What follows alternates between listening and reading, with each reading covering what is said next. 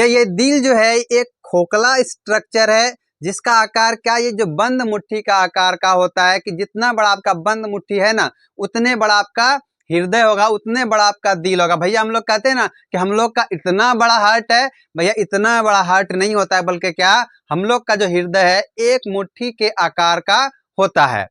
भैया आप बात करते हैं कि मुट्ठी, ये जो हृदय है क्या इसमें कोई हड्डी भी पाया जाता है? हम लोग बोलते हैं हृदय दिल टूट गया, तो भैया ये जो दिल टूट गया इसमें कोई हड्डी होता है? इसमें कोई भी हड्डी नहीं होता। ये किसका बना होता है? मसल्स का बना होता है। भैया एक हृदय जो है ये पूरा खोखला है, ठीक, इसमें कुछ भी नहीं है, ये चारों बगल से घिरा हुआ है, बीच में क्या है? खोखला है। ये खोखला है और किसका बना हुआ है? ये जो बना हुआ है मसल्स का बना हुआ है, मांस का बना हुआ है, ठीक। तो इतना क्लियर हुआ कि इसमें कोई भी हड्डी नहीं होता। यह कैसा होता है? खोखला होता है। भैया इसका काम क्या है? इसका काम है ब्लड को पंप करना। जैसे कि देखो घर में मोटर लगाए हो, तो मोटर का क्या काम होता है कि जमीन से पानी लेके पूरे घर में सप्लाई करना। तो उसी तरह से हम लोग के शरीर में हृदय है। हृदय का क्या काम है कि ब्लड को पूरे बॉडी में हर एक सेल तक, हर एक ऑर्गेन तक पहुंचाना है। किसको पहुंचाएगा? ब्लड को पहुंचाएगा। तो सबसे बड़ा काम क्या हुआ? इसका काम हुआ ब्लड को पंप करना। और ये जो है परिसंचरण तंत्र का मुख्य अंग है। कौन? हृदय। क्यों मुख्य अंग है? क्योंकि यह क्या करवाता है? ब्लड को बॉडी के हर एक पार्ट तक पहुंचाने का काम करता है। वो कौन करता है? यह हृदय। तो भैया अगर हम थ्योरी देखें इसका, तो ये क्या है कि ये खोखला आकार का होगा, मतलब ये पूरा बताए खोखला है। दूसरा क्या कि मांसपेशीय अंग है, इसमें कोई भी हड्डी नहीं होता है। वो जो कहते हैं कि हमारा दिल टूट गया भैया, तो कैसे टूटता है वो सब पूछा जाए तो मांसपेशीय है, क्योंकि मसल्स का टूट नहीं सकता, हड्डी रहता तो टूटता। दूसरा क्या है कि ये क्या करेगा? पंप करेगा। किसको पंप करता है? ब्लड को पंप करेगा। यह जो है परिसंचरण तंत्र का मुख्य अंग है। परिसंचरण तंत्र में हम लोग पढ़े थे रक्त है, रक्त वाहिनियां है, और तीसरा क्या था? हार्ट था। ये तीनों में से सबसे मुख्य जो है वो कौन है? हमारा हृदय है। भैया ये हृदय पाया कहाँ पे जाता है? ये हृदय जो पाया जाता है हम लोग का, ये क्या है? छाती है। इसको कहते हैं थोरेसिस कैविटी। तो ये हृदय जो है थोरेसिस कैविटी के अंदर पाया जाता है।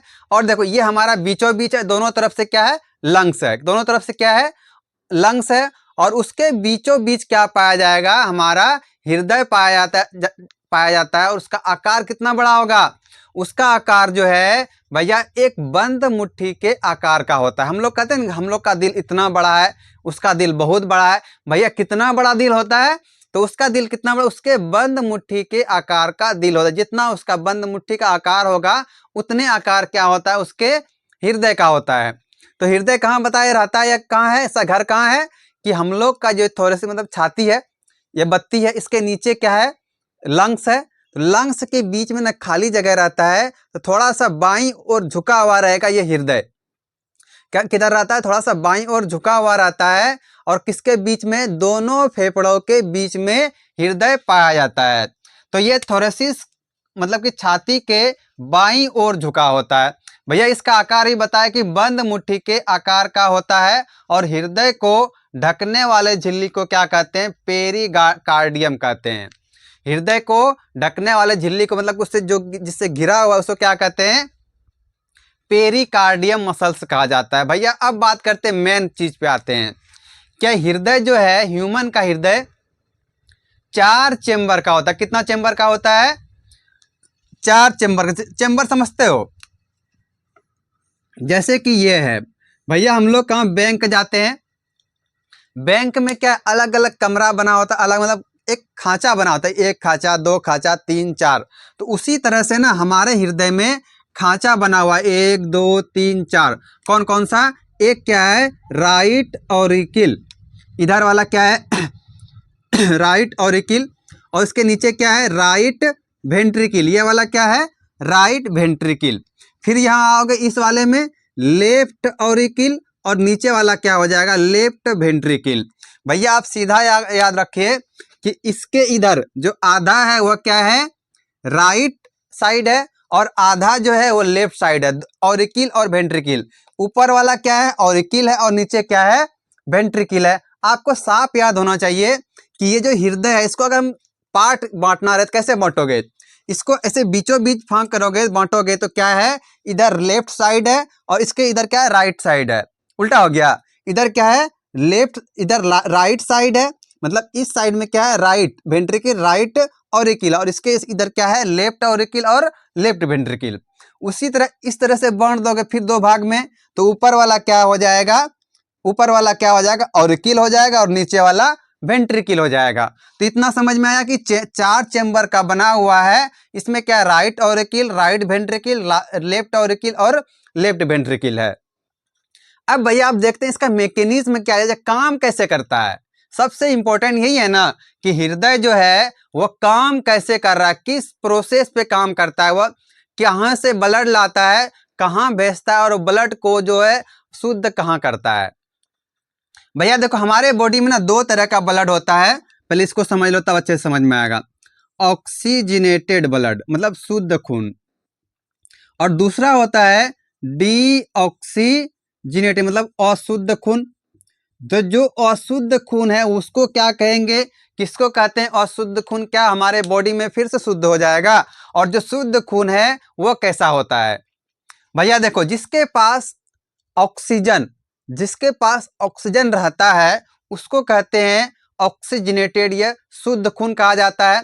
और जिसके पास ऑक्सीजन नहीं होगा उसको क्या कहेंगे, डीऑक्सीजनेटेड, ये अशुद्ध खून कहते हैं। और यही अशुद्ध खून क्या होता है कि लंग्स के पास जाएगा, वहां से ऑक्सीजन लेके फिर शुद्ध होता है। तो आइए देखते हैं कैसे यह प्रोसेस हो रहा है इसमें। तो ये वाला पार्ट जो इसको कहते हैं सुपेरियर, सुपेरियर वेना कावा। क्या नाम है इसका, सुपेरियर वेना कावा। इस सुपेरियर वेना कावा, और ये है इंटीरियर वेना कावा। नीचे वाला क्या है, इंटीरियर वेना कावा।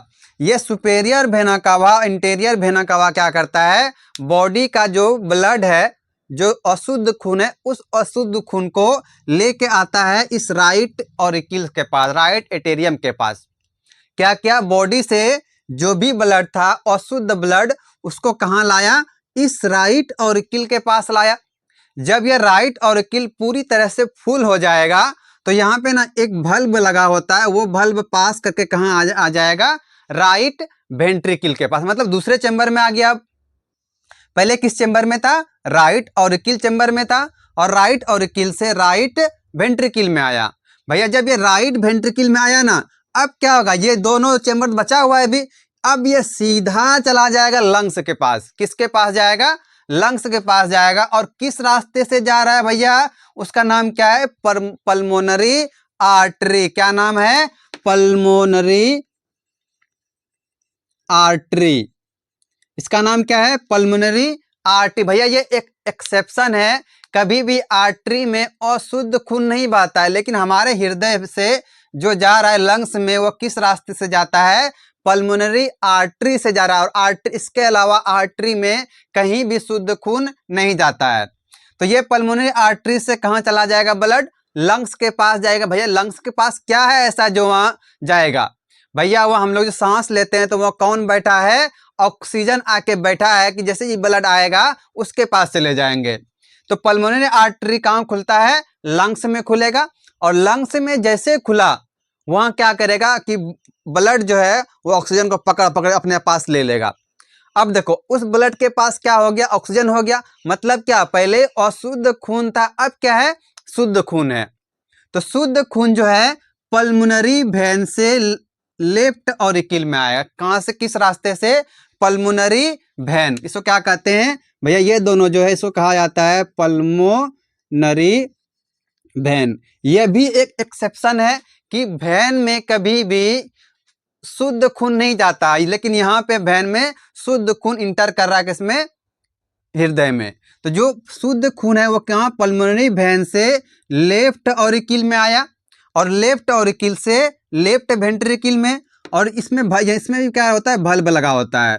और लेफ्ट वेंट्रिकल से कहाँ आएगा, इसको कहते हैं ऑर्टा। क्या कहते हैं, ऑर्टा। ये ऑर्टा के पास आता है, ऑर्टा से पूरे बॉडी में सप्लाई हो जाएगा। तो ये क्या था, ये स्ट्रक्चर था। तो भैया देखो कैसे कैसे फ्लो हुआ ब्लड, एक बार देख लीजिए कैसे कैसे फ्लो हुआ। सबसे पहले क्या हुआ कि हमारे बॉडी में था, कहाँ था ब्लड, बॉडी में था। बॉडी से कहाँ आया, बॉडी से कहाँ आया, लेफ्ट राइट और एकिल में आया। कहाँ, बॉडी से कहाँ आ जाएगा, राइट और एकिल में, और राइट और एकिल से भैया चला जाएगा लेफ्ट वेंट्रिकल के पास, और लेफ्ट वेंट्रिकल सीधा कहाँ चला गया, अब सीधा चला जाएगा लंग्स के पास। कहाँ जाएगा, लंग्स के पास जाएगा। और भैया जब लंग्स के पास गया तो वह खून क्या हुआ, दोबारा से ऑक्सीजनेटेड हो गया, और वह क्या होगा, पल्मोनरी वेन के थ्रू आ जाएगा लेफ्ट और एकिल में, और लेफ्ट और एकिल से लेफ्ट वेंट्रिकल में, और लेफ्ट वेंट्रिकल से कहाँ चला जाएगा, ऑर्टा के पास, और ऑर्टा से कहाँ जाता है, पूरा बॉडी में। ये क्या है, सर्कुलेट करते रहता है। तो इसी तरह एक क्वेश्चन आता है डबल सर्कुलेशन, क्या है, डबल सर्कुलेशन। अभी समझ में आ जाएगा यह चीज। जो डबल सर्कुलेशन है इसका मतलब होता है कि हृदय से 2 बार ब्लड गुजर के बॉडी में जाना क्या कहलाता है, डबल सर्कुलेशन कहलाता है। कैसे कि जैसे देखो ये एक हम हर हृदय है, ये किसका हृदय है, आदमी का हृदय है। तो भैया क्या हुआ था कि जो अशुद्ध खून है पहले हृदय में आया एक बार, ये कहाँ चला गया, हृदय से बाहर चला गया लंग्स के पास, एक बार बाहर हुआ, फिर वो लंग्स से दोबारा इसी हृदय में आया, तो क्या 2 बार हुआ, 2 बार गुजर के तब फिर बॉडी में जाएगा। तो इसी को कहते हैं डबल सर्कुलेशन। तो हृदय को फिर से एक बार देख लीजिए कितना चेंबर का होता है भैया, ये हृदय जो है ये 4 चेंबर का होता है। कितना चेंबर का, 4 चेंबर का होता है। और ये जो 4 चेंबर है कौन कौन सा, right auricle, right ventricle, left auricle और लेफ्ट वेंट्रिकल है। ये 4 तरह का है। अब देखो जैसे ही ये क्या था कि हृदय का 4 चेंबर हुआ, उसके बाद क्या है, इसका आकार कितना बड़ा, बंद मुट्ठी के आकार का होगा। उसके बाद एक और बताया एक पॉइंट, ये खोखला और मस्कुलर होता है, इसमें कोई भी हड्डी नहीं पाया जाता है।